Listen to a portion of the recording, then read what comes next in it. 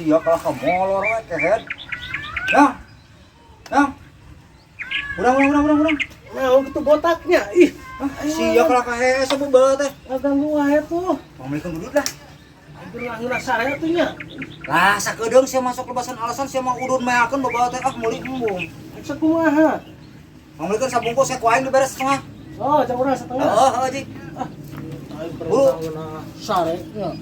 Besok meuli guguluna kehead setelah mana nu sok meakeun udutna. Pan aingin molor. Aduh. A few moments later. La ilaha illallah. Ongkon kita meuli udur hatur kalah molor. Betak. Tak. Kalah molor nih. Udud. Aya. Jeung kopi nanti kan? Jeung kopi aku mah duit lagi ngancang udur hungkul apanan. Tek aing mah tuh talangan berarti mana atuh kopina mah? Lu mau jangan larangan. Wah, tunggu duit. Ya mah da cek aing nangan gawe geralin kelas 11 sebut teu pararugu hirup teh. Ese ini mah yang gawe teh tuh. Terus mana jam urang setengah?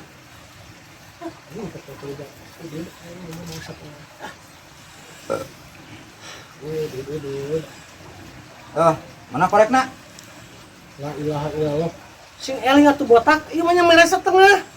Batang ieu mah. Ari aing tadi janjina kumaha tuh ai sia geuningan. Apa nih mere setengah ayeun? Apaan heueuh satengah emang jeung aing.